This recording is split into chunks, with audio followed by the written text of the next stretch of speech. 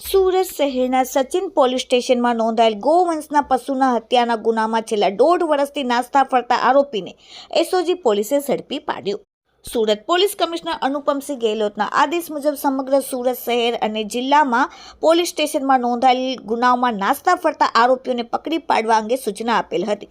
જે અંગે એસઓજીના police ઇન્સ્પેક્ટરના સૂચનાથી SOG ટીમના માણસો સુરત શહેરના વિસ્તારમાં પેટ્રોલિંગમાં હતા.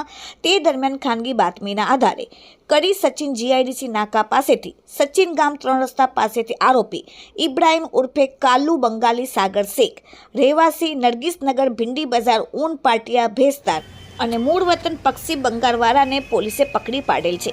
આરોપીની એસઓજી પોલીસે પૂછપરછ કરતા કહેલ કે તારીખ 21/7/2023ના રોજ રાતના સમયે બોલેરો ગાડી જોતા સફેદ કલરની જેનો રજિસ્ટર નંબર GJ24K9728માં નવાપુર મહારાષ્ટ્રથી ગોમાંસ ભરીને કોઈને શક નહીં જાય તે માટે બોલેરોની પાછળના ભાગે ખાલી કેરેટ મૂકી દઈ તેના ઉપર તાડપત્રી ઢાંકીને સુરત આવતો હતો.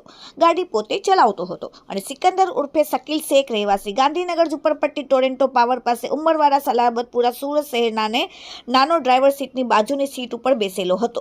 તે દરમિયાન સચિન ઉદ્યોગનગરથી પોપડા ગામ તરફ જતા દાંડીની સામે જાહેર રોડ ઉપર આવતા અમારી ગાડીને રોકતા અમોએ રોકેલ નહીં. ત્યાંથી ભગાવી થોડે દૂર જઈ સાઈડમાં કરી પોતે તથા સિકંદર ઉર્ફે શકીલ શેખ ત્યાંથી ભાગી ગયેલ હતા અને તે જ દિવસે પોતાના વતન પશ્ચિમ બંગાળ ખાતે ચાલી ગયેલ હોવાની હકીકત છે.